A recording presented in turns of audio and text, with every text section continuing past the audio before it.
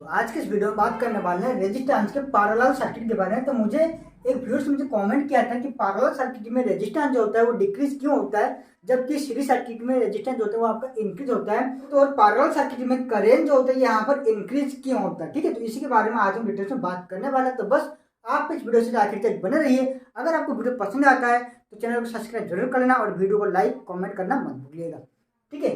तो देखिए दोस्तों, हम रेजिस्टेंस किसे कहते हैं? हम रेजिस्टेंस किसे कहते हैं? रेजिस्टेंस वो होता है जो कि फ्लो ऑफ करेंट को अपोज करता है, ठीक है, जो कि इलेक्ट्रॉन को अपोज कर सके, ठीक है।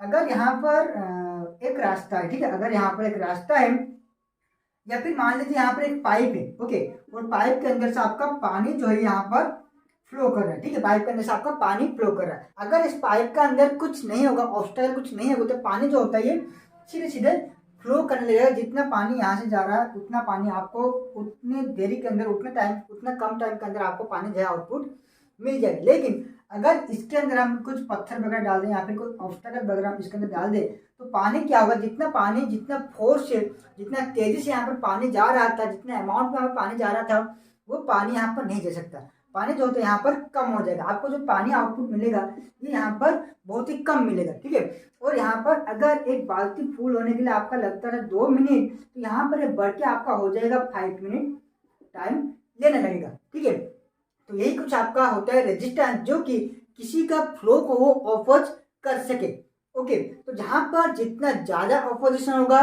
तो वहां पर उतना ज्यादा रेजिस्टेंस होगा, और जहां पर जितना कम अपोजिशन होगा तो वहां पर उतना कम रेजिस्टेंस होगा। इस तरह से हम इसको बोलते हैं, ठीक है। तो अभी हम अपने टॉपिक के ऊपर चलते हैं कि जो पैरेलल सर्किट होता है यहाँ पर जो रेजिस्टेंस होता है डिक्रीज क्यों होता है। अगर हम इसके फॉर्मूला के बारे में बात करें, जिससे हम लिखते हैं 1/R इक्विवेलेंट, अगर हम फॉर्मूला की बात करें तो इसको हम लिखते हैं 1/R1 प्लस 1/R2, जितना आपका रेजिस्टेंस होगा, ठीक है। तो यह हो गया आपका 1/R3, 1/R4। तो यहाँ पर मैंने 4 रेजिस्टेंस दे रखा है, तो इसलिए आपका होता है 1/R1, 1/R2, 1/R3 and 1/R4। इसी तरह से हम फॉर्मूला का इस्तेमाल करके इसका इक्विवेलेंट रेजिस्टेंस हम कैलकुलेट करते हैं, जिसका आउटपुट हमें चारों रेजिस्टेंस से बहुत ही कम रेजिस्टेंस यहाँ पर हमें आउटपुट मिलता है। और जो पैरेलल सर्किट होता है यहाँ पर हमें जो करंट होता है ये यहाँ पर ज्यादा करंट फ्लो होता है। एग्जाम्पल के तौर पर मैं यहाँ पर एक बैटरी ले रहा हूँ, ठीक है। यहाँ पर बैटरी है और बैटरी पर हम क्या करते हैं कि मोटर लगा देते हैं, ठीक है।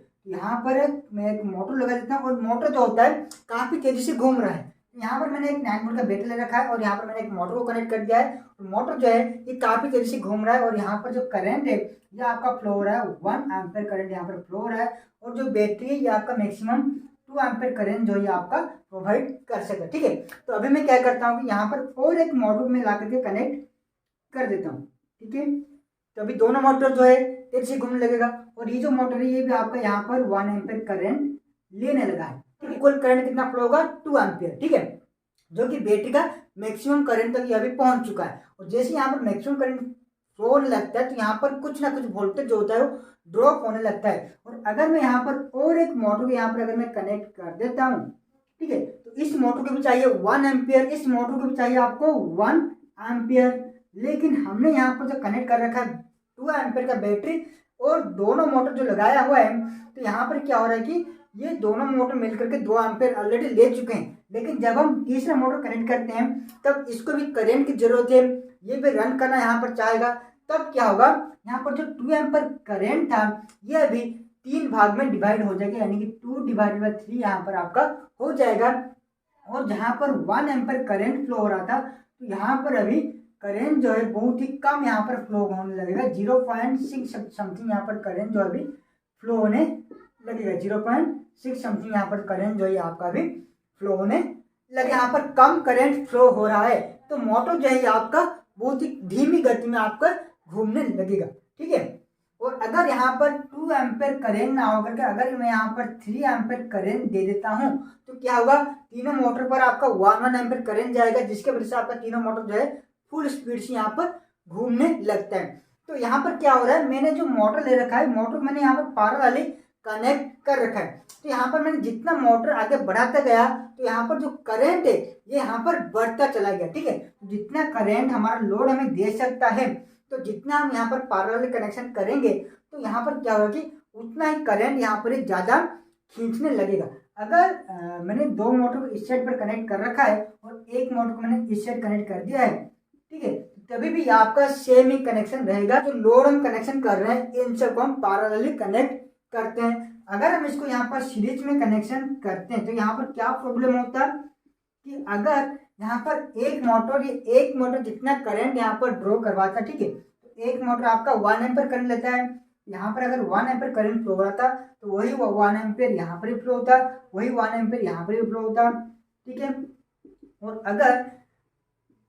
और अगर ये एक मोटर यहाँ पर अगर डैमेज हो जाता है तो बाकी 2 मोटर यहाँ पर बंद हो जाएगा, ठीक है। तो सीरीज में कुछ ऐसा प्रॉब्लम होता है, तो इसलिए हम जो भी कनेक्शन करते हैं वो हम पैरेलली कनेक्शन करते हैं। मैंने जो आपको सर्किट समझाया तो वहां पर क्या हो रहा है, लोड बढ़ाने से हमारा करंट बढ़ रहा है। तो करंट बढ़ रहा है इसका मतलब करंट कहाँ पर ज्यादा फ्लो होता है, जहां पर जितना कम रेजिस्टेंस होता है, ठीक है। जहां पर जितना कम रेजिस्टेंस वहां पर उतना ही ज्यादा करंट, यानी कि जहां पर जितना ज्यादा करंट वहां पर उतना ही कम रेजिस्टेंस, ठीक है। यहाँ पर मैंने एक वाटर टैंक ले रखा है और यहाँ पर मैंने एक बड़ा सा पाइप इसके साथ कनेक्ट कर दिया है और उस पाइप को मैंने सब डिवीजन करके यहाँ पर पाइप 1 है, यहाँ पर पाइप 2 है, तो मैंने यहाँ पर 2 पाइप को कनेक्ट कर रखा है, ठीक है। और इस पाइप के अंदर से आपका पानी जो है फ्लो हो रहा है। अगर मैं यहाँ पर एक पाइप को बंद कर देता हूँ तो इसी एक पाइप को थ्रू यहाँ पर पानी जो है यहाँ पर फ्लो होने लगेगा। अगर इस पाइप के अंदर कोई रेजिस्टेंस नहीं है तो यहाँ पर पानी जो है सीधे सीधे यहाँ पर फ्लो होने लगेगा।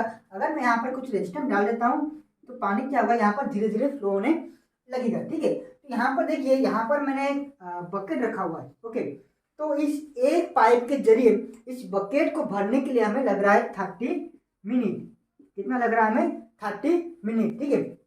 तो अगर हम यहाँ पर एक और पाइप लगा देंगे तो क्या होगा, ये जो बकेट है आपका और तेजी से यहाँ पर भरने लगेगा। यहाँ पर तो हमारा जो टैंक लगा हुआ है यहाँ पर तो हमें सफिशिएंट पानी मिल रहा है जो कि इस बकेट को फुल कर सके, ठीक है। तो यहाँ पर अभी हमें ये करना है कि यहाँ पर हमें उतना ही मोटा पाइप लगाना है जिसमें ऑब्स्टेकल बहुत ही कम हो, जिसमें रेजिस्टेंस बहुत ही कम हो और पानी जो है उतना ही तेजी से यहाँ पर आ सके जितना तेजी से यहाँ से टंकी से आ रहा था, ठीक है। अगर हम यहाँ पर एक तीसरा पाइप लगाते हैं तो यहाँ पर पानी का जो फ्लो है यहाँ पर और बढ़ जाएगा, मिनिमम 15 मिनट में आपका फुल हो सकता है। अगर हम यहाँ पर और एक पाइप लगा देंगे यहाँ पर क्या होगा, आपका जो बकेट है आपका और तेजी से यहाँ पर फुल होने लगेगा। यहाँ पर देखिए, इस एग्जाम्पल के हिसाब से हमने देखा कि हम जितना यहाँ पर पाइप कनेक्ट करेंगे, जितना ज़्यादा हम पाइप कनेक्ट करेंगे तो आपका जो पानी है उतना ज़्यादा यहाँ पर फ्लो होने लगेगा, ठीक है। और उसी तरह से हम अपने सर्किट पर जितना ज़्यादा लोड लगाएंगे तो यहाँ पर उतना ज़्यादा करंट यहाँ पर फ्लो होने लगेगा। और ओम्स लॉ के हिसाब से हमारा फॉर्मूला क्या है आपका, R =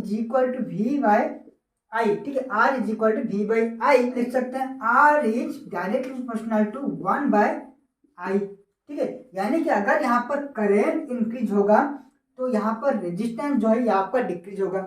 अगर यहाँ पर करंट डिक्रीज होगा तो आपका जो कि रेजिस्टेंस है ये यहाँ पर इंक्रीज होगा, ठीक है। तो इसी वजह से हमारा जो कि पैरेलल सर्किट जो कि रेजिस्टेंस होता है ये हमेशा डिक्रीज होता रहता है। हम यहाँ पर जितना ज़्यादा रेजिस्टेंस कनेक्ट करेंगे आपका इक्विवेलेंट रेजिस्टेंस उतना यहाँ पर कम निकलेगा, ठीक है। जितना हम कम रेजिस्टेंस यहाँ पर इस्तेमाल करेंगे हमारा इक्विवेलेंट रेजिस्टेंस उतना यहाँ पर ज़्यादा निकलेगा, ठीक है। आशा करते हैं आपका जो क्वेश्चन था उसका आंसर आपको मिल गया होगा। अगर आपको फिर भी डाउट रह गया हो तो आप मुझे कमेंट कीजिए, मैं वहाँ पर आपको आंसर बता दूंगा, या फिर आप मुझे कॉन्टैक्ट भी कर सकते हैं जिसका लिंक मैंने डिस्क्रिप्शन बॉक्स पर दे दिया है। आप वहाँ पर जाकर के देख के मुझे कॉन्टैक्ट आप कर सकते हो। आपको अगर कोई भी क्वेश्चन तो आप मुझसे पूछ सकते हो, ठीक है। आपको वीडियो पसंद आया हो तो लाइक कमेंट करना मत भूलिएगा। अगर आप चैनल पर नए हो चैनल को सब्सक्राइब जरूर करना और नोटिफिकेशन पाने के लिए बेल आइकन पर जरूर क्लिक कर देना। तो दोस्तों आज के लिए इतना, फिर मिलता है नए वीडियो में कुछ नए ज्ञान के साथ।